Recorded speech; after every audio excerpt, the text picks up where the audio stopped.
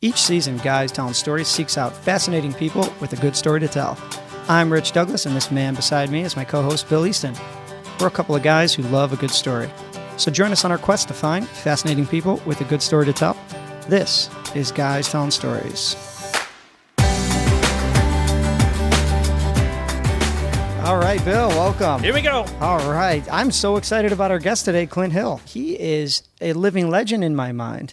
Secret Service agent for 5 presidents. That's pretty cool. Yeah, I've read a few books about the assassination of John F. Kennedy, and from the Zapruder film, he is in these pictures. He's that Secret Service agent who is walking behind the car. He's the Secret Service agent that jumped on the back of it and, rode to the hospital with Mrs. Kennedy and President Kennedy. Yeah, that's crazy. I know, and the fact that we get a chance to talk to him is going to be fantastic. Yeah, I'm excited. You know what else I'm excited about? What else are you excited about? Well, you know how we like nice meals cooked at home? Mm-hmm. Well, our friends at Blue Apron are offering a better way to cook with fresh ingredients and great recipes. And the best part, they deliver it right to your door, Rich. They save you the hassle of grocery shopping and meal planning because they deliver the recipes and pre-portioned ingredients. It couldn't be easier. No. So right now, our listeners get $30 off your first order with Blue Apron by going to GuysTellingStories.com, clicking on Try at Home. Speaking of getting something stunning, our Guys Telling Stories website is powered by Bandzoogle. Bandzoogle is our website provider, and Bandzoogle helps you easily create a stunning website because they have everything you need, from beautiful templates to a zero-commission online store. So you heard that right, a zero-commission online store. You can have a website where you can sell your stuff and keep all the money. Anything you make, create. I hear about people making birdhouses, their own T-shirts, homemade soap. I hear people like making homemade soap. I didn't tell anyone I was doing that. Well, whatever you sell, Bandzoogle helps you create a website and set up a zero-commission online store. So right now, you can get your website's first 60 days free by going to GuysTellingStories.com and clicking on Try at Home. Sounds good. Yeah, that's GuysTellingStories.com and click on Try at Home to get your new website's first 60 days for free with Bandzoogle. And buy my soap. Is that for sale yet? No. Oh. All right, Bill, Clint Hill. Clint Hill. I'm so excited to hear his stories from decades and decades of being a Secret Service agent for 5 different presidents. Does he talk to a lot of people about this stuff? He's written more, I think he's written 3 books. Okay. And I'm sure that he has shared his stories before, but I feel like we're talking to someone that is a bridge between a generation before mine and the generation we're currently living in. And this is just incredible for us. I'm honored. So let's get to our guest. Let's give Clint a call. Let's do it. Clint, welcome to the show. Well, thank you very much. It's nice to be able to talk with you. Can you tell our listeners where they can find you online, find your books, I should say? Well, we have written 3 books. So, first book was Mrs. Kennedy and Me. The second book was 5 Days in November.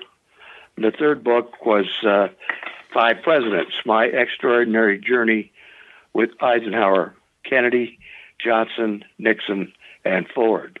And that covered my 17 years in the U.S. Secret Service. That's amazing. I can be reached on ClintHillSecretService.com. That's my website.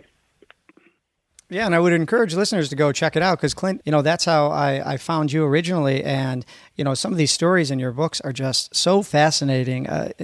History and English were always my 2 favorite subjects. And we're talking to the man who actually lived the stories. So let's get into it. We always like to start out with a root story. So, family life when you were growing up before Secret Service, what was life like for you? Well, I was born up in North Dakota, and my birth mother was unable to take care of me, so she placed me in the North Dakota Children's Home. And I was there for a short period of time, about 3 months, and then I was adopted by a wonderful family, Chris and Jenny Hill from Washburn, North Dakota, and that's where I grew up. I spent my first 18 years there, finished high school there. It's a small town of 912 people. I knew everybody. They all knew me, and they knew everybody in the town. So if I ever got in trouble, my folks would know before I even got home. so you never got in trouble. You tried to avoid that. But when I went away to college, my intention was to become a history teacher and to coach athletics. But the Korean War had just ended, but still the draft was in place, and I had to go into the military immediately after graduating college. I went into the Army, and they selected me to go to the Army Intelligence Center, and I was trained there to become a special agent in counterintelligence. And I did that for about 3 years. When it was time to get out, I was looking for something to do. I now really thought that I wanted to remain in the investigative and law enforcement field rather than go back into teaching. And so I looked around, and the counterintelligence corps was pretty small, and I kind of liked that atmosphere. And I looked for a law enforcement agency that was small but had an extremely good reputation, and I found the Secret Service. The trouble was there were only 269 agents in the organization at that time. Oh, wow. And so there weren't any vacancies until somebody either died or retired. Yeah.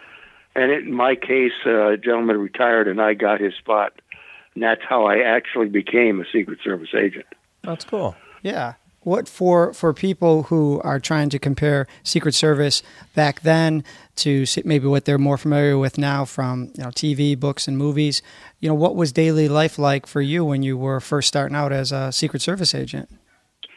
Well, our major interest at the time, besides protecting the President of the United States, we were involved in suppressing counterfeiting U.S. currency, bonds, and that type of thing, and the forgery of U.S. government checks, and that was pretty much a full-time job.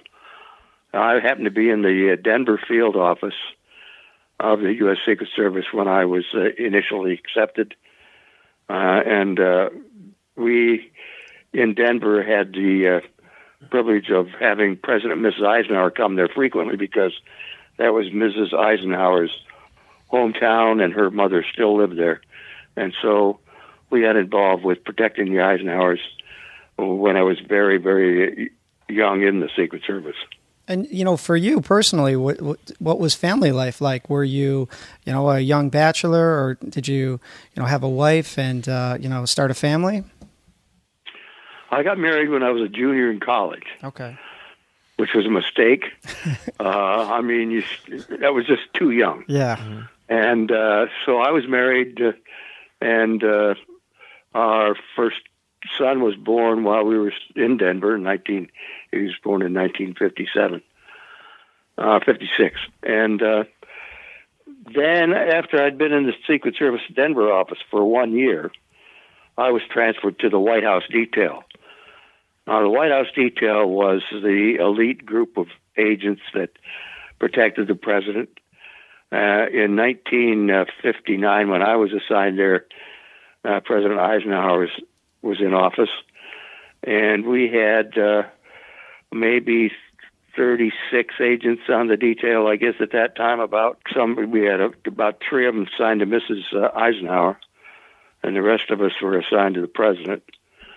And I got there at a very great time because the fall of 1959, the U.S. Air Force acquired 3 707 type jets, and they were made into commercial type jets for passengers, and they were made available to the White House, and President Eisenhower took advantage of it. In December of 1959, we went on an extensive trip. We flew from Andrews Air Force Base to Rome, and then on to Ankara, Turkey, from there down to Karachi up to Kabul, Afghanistan, down to New Delhi, India, then to Tehran, Iran, to Athens, Greece, to Tunis, Tunisia, over to France, to Paris down to Madrid, Spain, to Casablanca, and finally came back to the States. Now, that was my first trip outside the country, except for having been in one trip into Canada. I was, at that time, 27 years old. I had been given a United States diplomatic passport. It was a real tremendous adventure for this young kid from North Dakota. Yes, it is. That's remarkable, and I mean, I haven't been anywhere, any of those places. Well, a president wouldn't go to many of those places today, that's for sure. He wouldn't be going to Karachi, Kabul, or Tehran, I don't think. Well, so you got a chance to kind of see the world at a young age. That's amazing. I mean, like Bill was saying, I can only imagine, being a young man, flying around the world, seeing these places. So Clint, if we kind of look ahead to some of these experiences with these presidents that you protected, I know a lot of people are going to think about the Kennedy. Yeah. But your detail was with Mrs. Kennedy. Is that correct? Yes, I left President Eisenhower 2 days after the election in 1960, and was ordered to return to Washington, D.C. We were in Augusta, Georgia at the time. Ike was playing golf at the golf course there in Augusta, and then I was then given the assignment of being assigned to Mrs. Jacqueline Kennedy. There were two agents that had that assignment. I was one of them. I was real upset about the fact that I was given that assignment because I really wanted to be with the president, because that's where all the activity always was. Oh, yeah. In the past, first ladies didn't travel much, and they didn't do much. But it turned out with Mrs. Kennedy, she traveled a lot, and we did a lot. Yes, she did. Yeah, there was a whole Kennedy mystique, as they call it, with didn't she she remodeled a little bit, and she was in the public eye much more than, let's say, other first ladies. Very true. She did completely revamp the White House. She wanted it to be a historical place representing the United States, with the paintings and furniture of that time in the past. And she did a remarkable job. She was able to establish a system of selling little brochures to finance most of this thing. A lot of things were donated as gifts as well. But she really had much more influence on a lot of things than you realize. For example, take Air Force One. When President Eisenhower had Air Force One, it was kind of silver, had an orange nose cone. The tail was partly orange. And she had that revamped with the assistance of some person that she knew, and it turned into exactly what you see today. It hasn't been changed since, I guess, late 1961. That's cool. I didn't know that. And she had influence in many, many places that people just don't realize. She had a hand in making changes of that nature. In all the pictures, and the Secret Service agent is sort of not seen and not heard, kind of blending in with the background. So, if you can kind of take us behind the scenes as you are with her on a day-to-day basis, what's your relationship like with her? I think from one of your books, it was a pretty special one, right? Yeah, we got to know each other very, very well. She trusted me. I had great respect for her, and she respected me. A lot of times it was just the two of us, whether she'd be in Middleburg, Virginia, where she loved to go. They had at least a farm there, and she could go there and ride horses because she loved riding cross country with the various hunt clubs there in the Middleburg, Virginia area. So over the period of time that I was with her, we just gradually got to be closer and closer, and we were very, very good friends. That's incredible to hear. And, I know it's a touchy issue, but it's a part of history. I know it's a part of history. On that day in 1963 in Dallas, Texas, from your eyes and your ears, what did you see and what did you hear? Well, the trip into Texas began on the 21st of November, 1963, and it was a trip for President Kennedy and Vice President Johnson to become very visible to all the people that they encountered in Texas, because they were trying to ensure that they could win the state of Texas in 1964. In 1960, they won Texas, but the margin was pretty slim, and they needed that large number of electoral votes that Texas represented in order to. They knew that they needed that to win the presidency in '64. So we went into Texas, and that was the idea: maximum exposure. We used open-top cars. The president had us stop on occasion so he could shake people's hands. He'd bring the crowd over to him. It was just one of those situations. And so on the 22nd, we had been in Fort Worth the night before, and we went into Dallas, arriving at Love Field. The motorcade route into the city was one in which we encountered thousands of people. They were very friendly, very enthusiastic. From a political point of view, a public relations point of view, it was really a successful trip up until the point of entering Dealey Plaza. When we got up to Dealey Plaza, we had to go through that area in order to get on the Stemmons Freeway to go to the location where President Kennedy was to give a luncheon speech, the trademark. And so we were traveling past a building called the Texas School Book Depository, about to go under a railroad overpass. I was in the car immediately behind the president's car, on the left-hand side of the running board. In the president's car were the president in the right rear, Mrs. Kennedy in the left rear, Governor Connally immediately in front of President Kennedy, and Mrs. Connally immediately in front of Mrs. Kennedy. Then in the front were the agent driver and the supervisor. So the car behind was called the follow-up car, Secret Service car. I was on the running board on the left-hand side. I was observing the area of the grassy area on the left and the numbers of people on the overpass where the railroad was. And all of a sudden I heard this explosive noise over my right shoulder.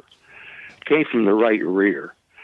I started to turn in that direction, but my eyes only got as far as the back of the president's car because I saw that he reacted and grabbed at his throat, and it all of a sudden moved slightly to his left.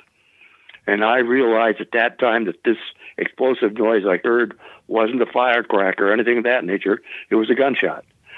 And so I jumped from my position and started to run toward the president's car with the intent of getting up on the back of it to form a shield or a barrier there to protect both President and Mrs. Kennedy. I had to navigate myself between a motorcycle officer who was immediately on the left next to me by the car, and then the follow-up car that I had been on. And I ran between the two vehicles to get to the president's car. And just as I approached it, there was a third shot that rang out. It hit the president in the head, and there was a real major explosion of his head, causing brain matter, bone fragments, and blood to come out completely over the back of the car, Mrs. Kennedy and myself. Right after that happened, Mrs. Kennedy started to come up on the trunk, and I got up on top of the back of the trunk and pushed her back into the back seat. And when I did that, the president's body fell to its left with his head in her lap. And I got up on top and laid above them on just the edge of the trunk area to shield them. But as I looked down at the president, his head was in her lap. His right side of his face was up. I could see his eyes appeared fixed. There was a hole in the skull. I could see that in that area there was no brain matter left. So I assumed it was a fatal shot. I turned and I gave a thumbs down to the follow-up car crew. And then I screamed at the driver to get us out of there. And he accelerated and we raced down the highway. The chief of police from Dallas got in front of us in a lead car to guide us to the nearest hospital, which turned out to be Parkland Hospital. We were going around between 60 and 80 miles an hour, it varied. And by the time we got there, I had no hope that he was even alive anymore. And we got him into the trauma room. Mrs. Kennedy initially wouldn't let go of him, and I had to take off my suit coat to cover up his head and upper back before she'd allow us to remove him from the car, because she didn't want people to see what a terrible situation it was. It was a real bloody mess is what it was. And she didn't want people to see that. And I reckon she didn't say that to me, but I recognized that's what was going on, and that's when I covered up his head and upper back. And we got to the hospital. The doctors feverishly worked on him. There was nothing they could do, and at 1 o'clock, they declared that he was dead. I'm, you see the story and you've read about it and you've heard about it, and I've never heard anybody who was there ever give this point of just telling me and listening to it and the serious tone in your voice, and I'm assuming you've probably told this story hundreds of times.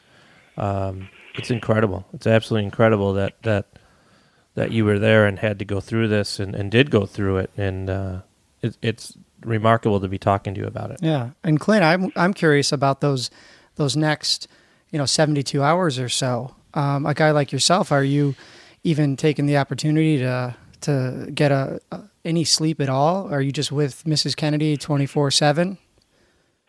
Well, we had to. We took the body back to Washington on Air Force One, took him out to Bethesda where they did an autopsy. And that autopsy was over around 4 a.m. And then we took the body, and Mrs. Kennedy, and by now Robert Kennedy, the president's brother, had joined us, and as well as other family members. We went back to the White House, and I stayed at the White House until about 6 a.m. And by that time, Mrs. Kennedy and the other members of the family had gone up to the residential section of the White House, which is on the second floor. But then I went home and I just changed clothes and showered and cleaned up as best I could, and I couldn't even eat. I tried to, but I couldn't. And then I just went right back to work. There were only 2 of us that were assigned to Mrs. Kennedy. The other agents had now moved off of the Kennedy detail and on over to now President Johnson, because he had taken the oath of office on Air Force One as we sat in the aircraft at Love Field in Dallas before we took off for Washington. So there were just the 2 of us, and we had some supplements from the Washington field office, and we had the 3 agents that were responsible for Caroline and John helping us as well. But it was very limited. So for that next, not just 72 hours, but for the next about 5 or 6 days, it was sleep was not one of the considerations we had. We just had to keep going as best we could. Yeah, absolutely. And I've heard a rumor that Mrs. Kennedy late at night went back to President Kennedy's grave. Do you know if that's true? And if so, did you accompany her? Yeah, the night of the funeral, the 25th of November. And that also just, so you know, that happened to be John Kennedy Jr.'s 3rd birthday. She had promised John when we left for Texas that when they came back, he'd have a birthday party. So after the funeral was over, after all the heads of state had gone through the receiving lines, wishing Mrs. Kennedy condolences and all that, she took the time to go upstairs in the White House and had a little birthday party for John. It was a very few people, just a few of his cousins were there and a couple of the staff. But then she told me, she said she would like to go back to the gravesite that night. So it was around 11 p.m. or so, and she called down to my office and said that she was ready to go and that Robert Kennedy would be going with her. So I had the car come around, and I took her over to Arlington National Cemetery. I had called up the superintendent over there to make sure everything was okay. And so we went over to the cemetery. It was just she and Robert Kennedy, myself, my driver, and my assistant, Paul Landis, was in another car just behind us, surveillance. And the 2 of them, Mrs. Kennedy and Robert Kennedy, went to the gravesite. There was one sentry there, and that was all. And they knelt and prayed, and she had brought a little bouquet of flowers to lay on the grave. And then I took her back to the White House. We got back to the White House around midnight. Awesome to hear. Yeah, that is incredible. And, as I think about your journey in life, for some people, maybe that's the most that they know about you, unless they've read your books. Yeah. And so, as we look ahead, and you are still working professionally for 3 more presidents, talk to us a little bit about any struggles that maybe you went through personally or professionally during, those next few years. Sure. They had me stay with Mrs. Kennedy for the next year, until just after the presidential election in 1964. So I was with her as she moved out of the White House on December 6th. First, we had the week right after the assassination and right after the funeral, took her up to Hyannisport to see the president's father and mother. And that was over Thanksgiving weekend of 1963. Then we returned to the White House, and then we moved her out of the White House on December 6th. And she moved. She didn't have any place to go. And so Ambassador Averell Harriman and his wife moved out of their house in Georgetown and left their staff. And so she and the 2 children moved in there. Then a house became available across the street. She bought that. She moved over there. The tourist situation became so terrible that she just couldn't tolerate it anymore. And so she and I went to New York, and she found an apartment, a condo, I guess what you'd call it, in New York. It was at 1040 Fifth Avenue, and she bought that, and she moved to New York. Now, I stayed with her till just after the election in 64. Then I was reassigned to the White House detail, President Johnson. And so I went to that detail. The first thing that happened was we went to the LBJ Ranch. And while we were there, I was walking from one point to another near the ranch house, and President Johnson saw me. He recognized me as having been with the Kennedys. And he wasn't so sure he could trust me. So he asked that they would please reassign me. Wow. And so then my boss went to him. Rufus Youngblood was his name. And he and Rufus had a very good relationship. And Rufus told him that it was in his best interest to have me stay there. Because I was a professional. I'd been with the Eisenhowers, and then I was with the Kennedys. But Rufus thought it was in Johnson's best interest if I stay. So Johnson said, okay, we'll give it a try. So I stayed on the detail. A few years later, they made me the agent in charge of his protection. So then I stayed with him until the end of his term in office in January 1969, when the Nixon-Agnew administration began. At that time, they asked me to move over to become the agent in charge of vice presidential protection, which I did for 1 year. Then I was moved to headquarters as the deputy assistant director of protection. Now, during that time, from 1964 until 1970, I was kept so busy, I really didn't have time to focus on very much about what had happened in Dallas, other than the fact I had to appear before the Warren Commission and I had to write statements for the Warren Commission. But I was so busy that it just didn't have time to think about that. But once I got that job at headquarters, it meant that I was at a desk. I was dealing with budgets, logistics, personnel, that kind of thing. And so I had plenty of time to think. And what I thought about was what had happened in Dallas. How did we let that happen? What could we have done differently? What could I have done differently? And it just started to eat at me. And the more I thought about it, the worse I felt. Emotionally, it was just driving me crazy. My physical condition started to deteriorate. I saw, I don't know how many different doctors. My gastroenterologist was a frequent stop for me. In 1975, I had to take my annual physical examination. We were given an annual physical, very thorough, out of Bethesda Naval Hospital. One of the doctors that was giving me an exam was a friend of mine. He had been on the White House medical staff, Bill Voss. He was a Navy captain. And after the exam was over, he came out and he said, Clint, he says, I don't know how to tell you this. I said, but you didn't pass your physical. They're going to have to retire you. Now, I was 43 years old. I'd been in the service 17 years, and it was devastating to me to know that my whole career in the Secret Service was over. But it was. Now, I had really done pretty well, I thought, up until that point. But then, after that, I really went into a period of depression.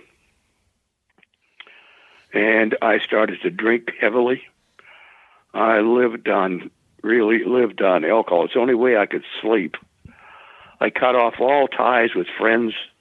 I never talked about what happened to Dallas with anyone, not even my own family. And it just was eating me up. And by 1982, I was a mess.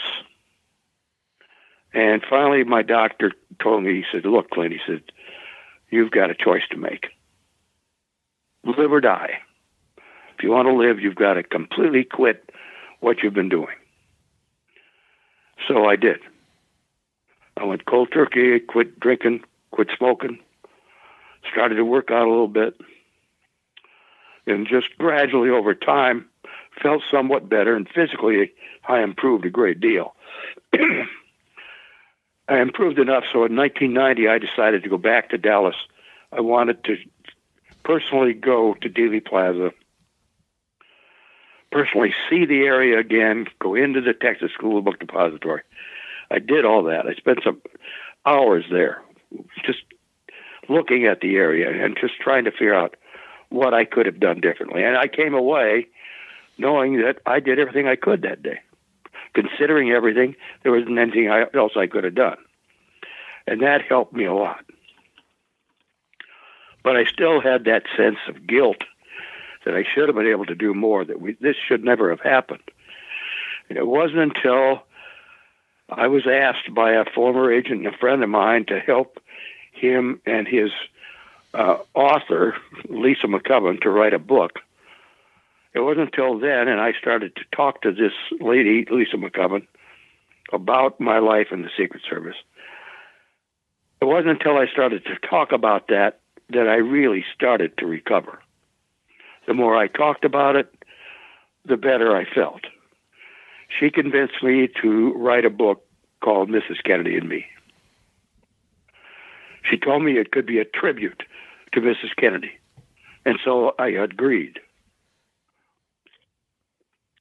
Now, I had vowed that I would never write a book. I had been inundated with requests from people that wanted me either to contribute to a book or write a book. And I had said no.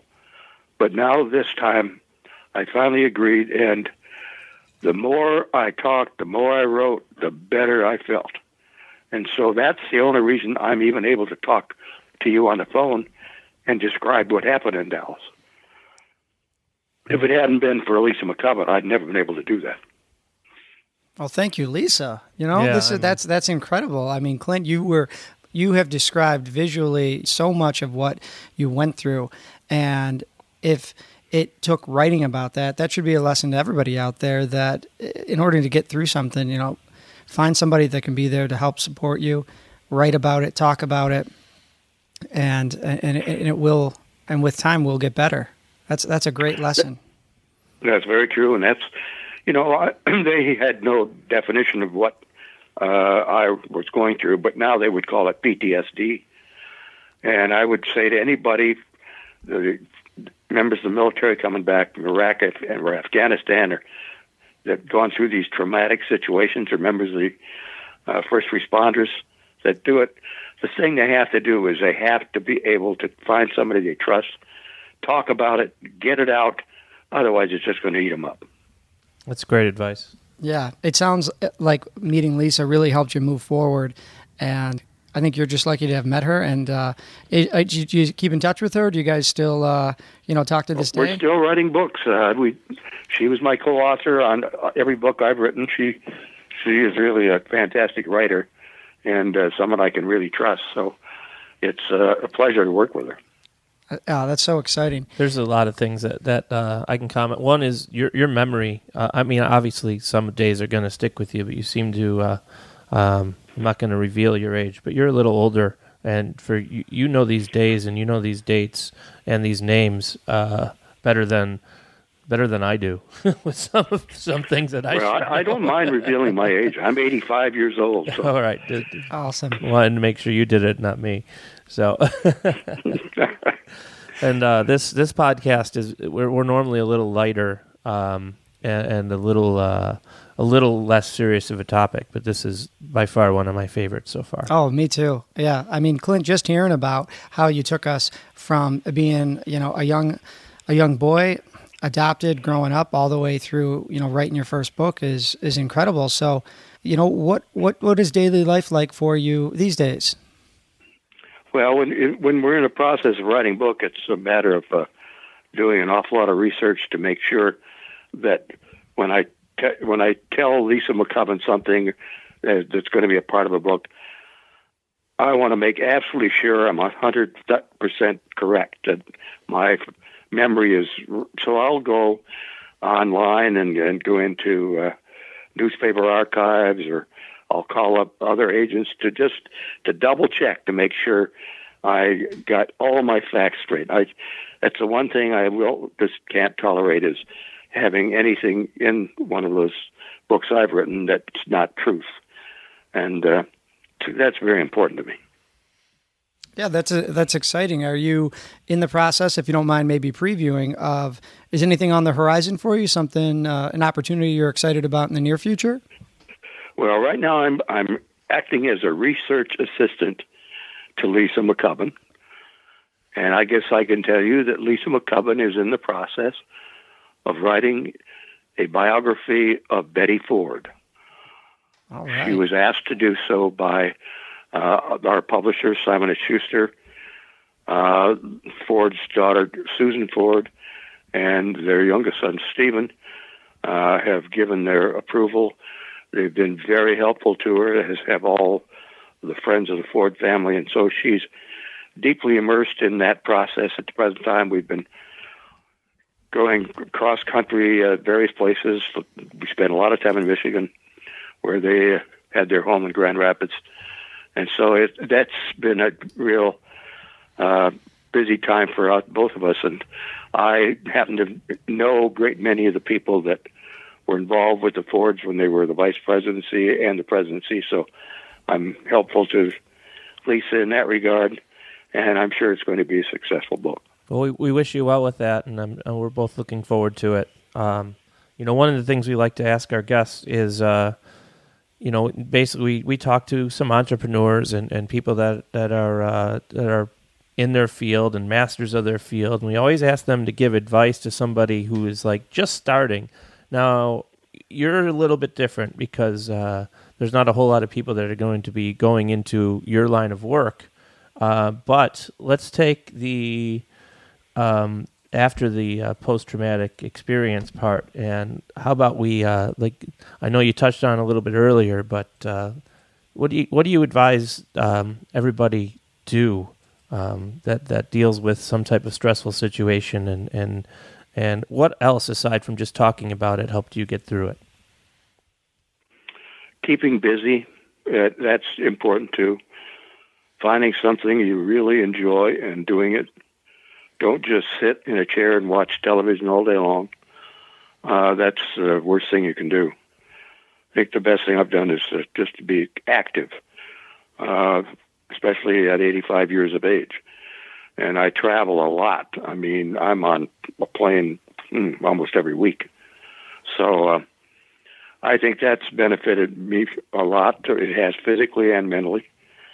And just the process of doing research, it's mental stimulation is what it is. And so that's been beneficial. And stay close to your family. That's important. I have 2 sons. I'm closer to them now than I've ever been. They really were brought up by their mother. She and I no longer have a relationship, but my 2 sons and I are as closer than we've ever been, and that's very important to me. And I think it should be to anybody who you have to have that kind of that backing, that sense of family in order to really get through life and be happy. Yeah, well said. Clint, this podcast is Guys Telling Stories, and we're always looking for that fascinating story and hoping that it can inspire some people to, live the way they want to live and go after their dreams. And I think we really scored with this one, Bill. Yeah, it's an honor to talk to you. Yeah, this is incredible. So, Clint, maybe one more time, if people want to find you online or, find out more about your books, where's the best place for them to go? ClintHillSecretService.com. And that should give them an opportunity to check out the books we've written and order them if they so desire. Yeah, everybody, please check out his website. And Clint, I'll say, from the bottom of my heart, thanks so much for sharing your stories and doing the interview. Yeah, I appreciate it as well. It's been a pleasure for me. I'm very glad I was able to do this. Great. Thank you both very much. Thank you very much. Clint Hill. That was amazing. That was powerful, and it might be one of my favorite episodes of all time. Powerful is exactly the word because, I mentioned you mentioned history and English being your favorite subjects. They weren't mine, and part of the reason is there was nobody like Clint Hill telling me how this happened, what he saw. It's basically you have a teacher up there telling you what happened, and it's completely different when it comes from someone like Clint, who was there, who tried to save 2 people, and obviously I know they risked that's part of their job, but to hear him the way he did it and the way it bothered him to. It's powerful is a great word. Yeah, I loved all the stories, and I, when we first started this podcast, I was like, let's find some fascinating people, and hear the story from the person who lived it. And wow, we just did that. That was great. Yeah, that was great. Yeah. So again, I want to thank our friends at Blue Apron. Blue Apron delivers fresh ingredients and great recipes right to your door. It takes the hassle out of grocery shopping, and all the ingredients are pre-portioned. So you get $30 off your first order. Go to our website, GuysTellingStories.com, and click Try It Home. Yeah, and thanks again to our website provider, Bandzoogle. Bandzoogle has everything you need to build a stunning website in minutes. So remember to go to our website, GuysTellingStories.com, and click on Try It Home to get your new website's first 60 days of service for free. That's GuysTellingStories.com. Click on Try It Home to get your new website's first 60 days for free. So I wouldn't mind at some point maybe touching base with him again. A couple times you could tell the emotion in his voice. I think he'd be great to talk to again. Absolutely. I think this is new territory for us with the podcast, and I'm really excited about the way this season 3 has been going.